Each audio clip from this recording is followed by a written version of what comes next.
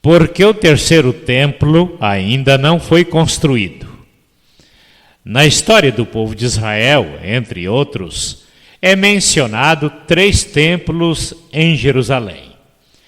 O primeiro foi construído pelo rei Salomão, filho do rei Davi, nos anos 900 a.C., sendo destruído por Nabucodonosor no tempo da escravidão dos judeus na Babilônia. O segundo templo foi construído logo após o fim do cativeiro babilônico, sendo destruído pelos romanos no ano 70 após o nascimento de Jesus. A construção do terceiro templo, esta ainda não aconteceu. Para entendermos o projeto de Deus em relação ao segundo e ao terceiro templo, é necessário o levantamento de um resumo histórico a partir do fim do cativeiro babilônico, destacando a profecia pelo profeta Daniel das 70 semanas de 7 anos cada até a restauração espiritual do povo de Israel. Daniel capítulo 9, versículos 24 a 27. Israel e a Igreja de Cristo. Do fim do cativeiro babilônico até Jesus Cristo e o começo do tempo da Igreja, 483 anos, correspondente às 69 semanas da profecia de Daniel. Este foi o penúltimo período ativo do povo de Israel no projeto de Deus. No ano 33 da era cristã, Jesus foi crucificado, ressurgindo dentre os mortos e subiu ao céu. Em seguida, veio o Espírito Santo e deu início à formação da Igreja de Jesus Cristo, ocupando o espaço que até então era dos judeus. Deus criou 2 povos básicos para a execução de seus projetos para a redenção da raça humana: judeus e a Igreja, porém, cada um com o seu tempo de atividades. No ano 33, após o nascimento de Cristo, deu início ao tempo da Igreja.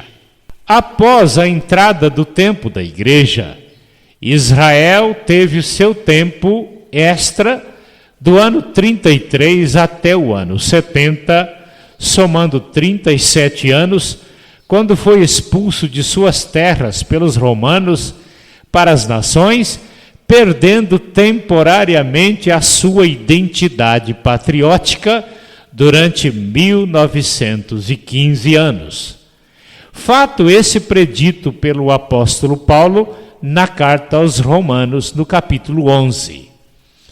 A partir do dia 14 de maio de 1948, conforme predito no livro do profeta Isaías 66, versículo 8, Israel deu início à reestruturação do seu último estado para cumprir a sua última semana de 7 anos durante o império do Anticristo. Nesse tempo, o terceiro templo será construído conforme segunda carta de Paulo aos Tessalonicenses, capítulo 2. O Anticristo fará do terceiro templo o seu trono até que encerre o seu império com a vinda de Cristo para as nações, e o terceiro templo torne-se o quartel-general de Cristo e de sua igreja para o julgamento das nações e o governo milenar de Cristo, conforme Apocalipse capítulo 3, versículo 12. A relação entre o segundo e o terceiro templo e a Igreja de Cristo.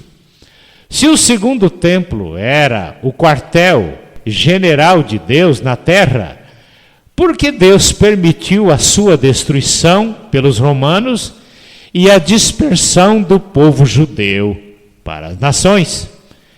Porque do ano 33 até a instalação do governo do Anticristo, para o cumprimento da última semana de Daniel, é o tempo da igreja.